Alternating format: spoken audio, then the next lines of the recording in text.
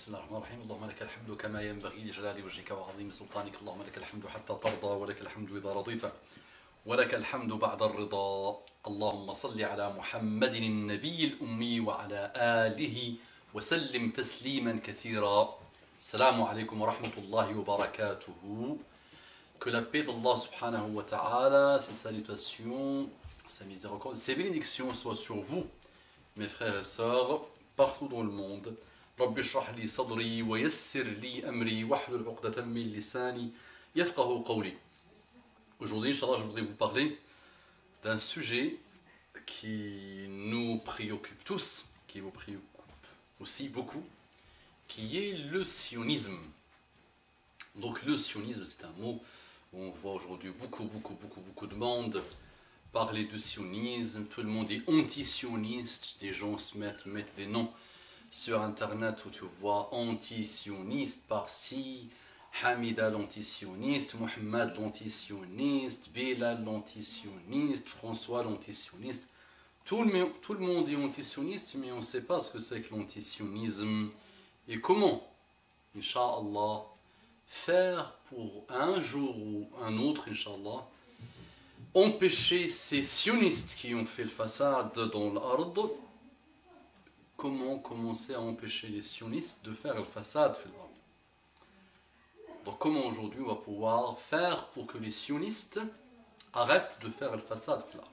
Je pose un postulat de base.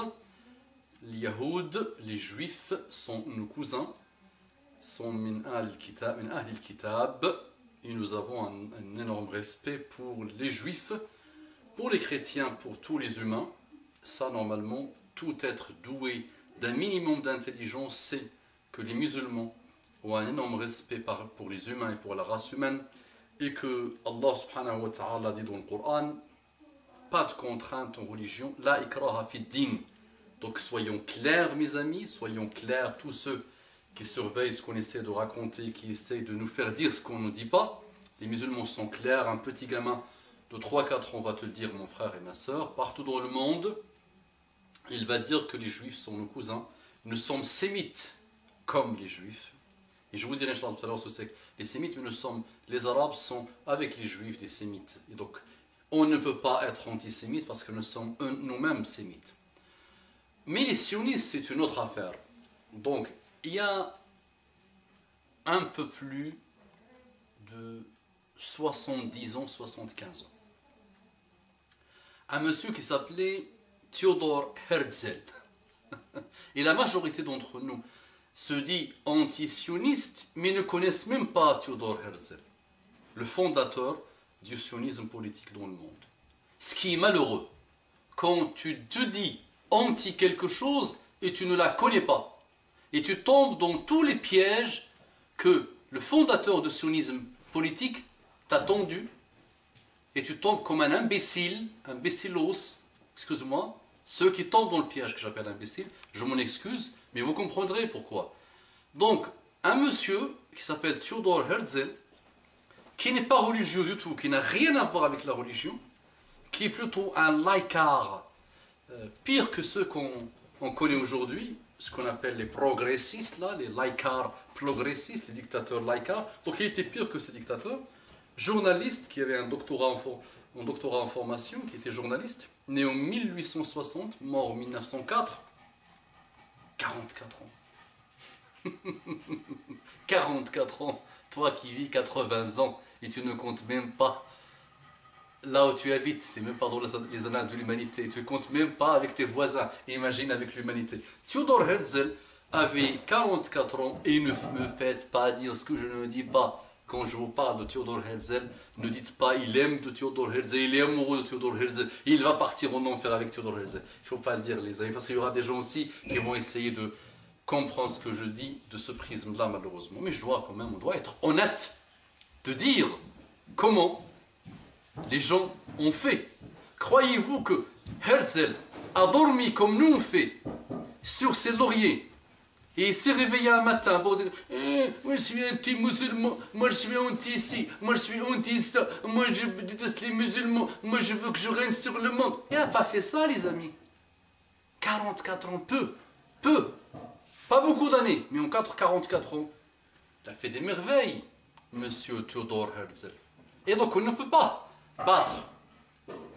Et le mot battre il est gros. Le but c'est pas battre. Le but c'est d'arrêter les sionistes de faire le façade fil ard. C'est aussi simple que ça. Les soumis à Allah subhanahu wa ta'ala sont là pour arrêter le façade fil ard. Et les sionistes ont atteint l'apogée de le façade fil ard. Donc à un moment donné, il faut qu'ils s'arrêtent. Mais pour les arrêter, c'est pas en disant je suis anti-sioniste et passer tout ce temps à manifester pour dire anti-sioniste. Tu dois commencer par toi, mon frère, et je dois travailler sur toi-même, mon frère et ma soeur. Vous savez que 52 ou 53 ans, ou quelques-uns dirent 50 ans pile poil avant la création de l'État d'Israël, dans le congrès de Bâle, Theodor Herzl avait dit aux juifs de l'époque, aux sionistes de l'époque, que dans 50 ans, il y aura la création de l'État d'Israël. Une sorte de prophétie.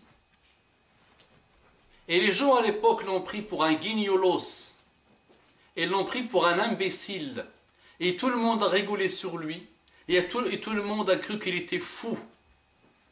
Et vous savez très bien que presque 50 ans, il y a des gens qui disent 51 ans, ou 52 ans, mais presque 50 ans, pile poil, jour pour jour, il y a eu la création de l'État d'Israël.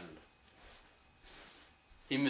Theodor Herzl, qui n'était pas du tout au départ pour une création de l'État d'Israël, il avait dit que les Juifs ne peuvent pas se rassembler dans un coin, ils sont dispersés, comme nous les Arabes aujourd'hui, ils sont mauvais. Et lui, il réfléchissait comme ça. En tant que journaliste, ce qu'il écrivait, c'était pour parler de ces Juifs qui étaient dispersés, mesquins, mauvais, comme nous aujourd'hui.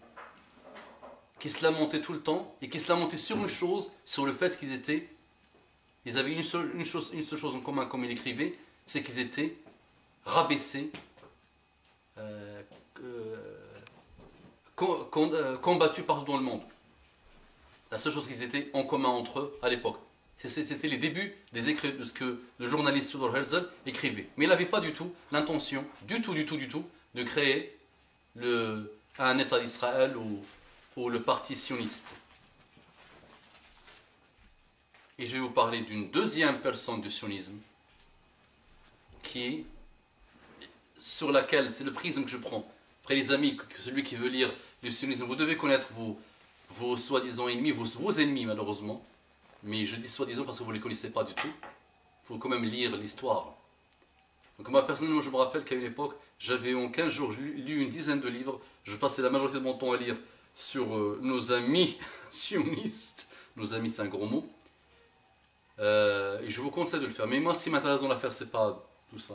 Les injustices existent depuis Adam jusqu'à la fin des temps. Et les sionistes sont une forme d'injustice qui va finir par disparaître, c'est pas le problème. Mais elle ne disparaîtra pas tant que nous n'avons pas fait ce qu'il faut. Et ce qu'il faut, une grande personnalité du sionisme mondial l'avait dit, Golda Meir avait dit, vous la connaissez Golda Meir, hein? Celle qui était avec Ben Gurion, les premiers là, de l'État d'Israël, une des grandes premières ministres de l'époque, avait dit qu'il ne faut pas avoir peur des musulmans tant que le nombre de personnes qui font Salat al-Fajr dans les mosquées soit au moins égal au nombre de personnes qui font Salat al-Jumu'ah. Donc pour gagner les amis, simple, arrêtez de vous mentir à vous-même. Pour gagner, pour enlever ce façade qui est le sunnisme de la terre, il faut être fajriste. Ni islamiste, ni fondamentaliste, ni tous les istes que vous dites là, que les amis sionistes ont inventé pour vous, c'est être fajriste. Être un mot, je pensais, moi qui l'ai inventé, fajriste. Être régulier dans ça. Tant qu'on n'a pas fait ça, on est loin. Il y a 3 ou 4 personnes qui font ça dans les mosquées aujourd'hui. أقول قولي هذا وأستغفر الله لي ولكم فاستغفروه إنه كان غفارا رحيما اللهم صل على محمد النبي الأمي وعلى آله وسلم تسليما كثيرا.